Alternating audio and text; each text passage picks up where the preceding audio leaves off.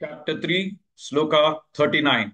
Avritanyanameten, Avritanyanameten, Avritanyanameten, Jnanino Nityavairina, Jnanino Nityavairina, Jnanino Nityavairina, Avritanyanameten, Jnanino Nityavairina, आवृतज्ञानमेतेन ज्ञानिनो नित्यवैरिणा आवृतज्ञानमेतेन ज्ञानिनो नित्यवैरिणा आवृतज्ञानमेतेन ज्ञानिनो नित्यवैरिणा आवृतज्ञानमेतेन ज्ञानिनो नित्यवैरिणा कामरूपेण Kaunteya कामरूपेण Kaunteya कामरूपेण Kaunteya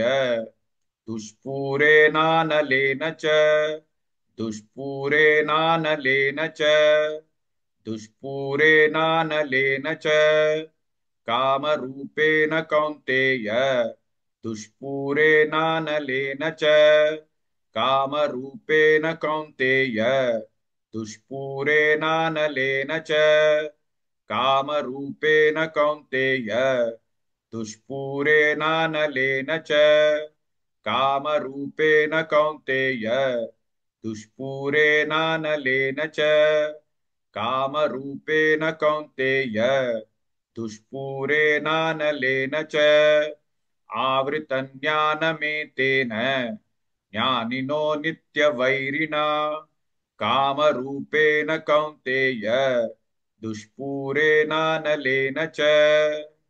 Please like and share this video because you could be instrumental in helping someone around the world recite the Srimad Bhagavad Gita, thereby helping them to have a life of unending opulence, victory and prosperity.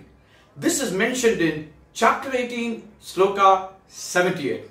Yes, don't forget to buy my book, Leadership Can Be Child's Play. Namaste.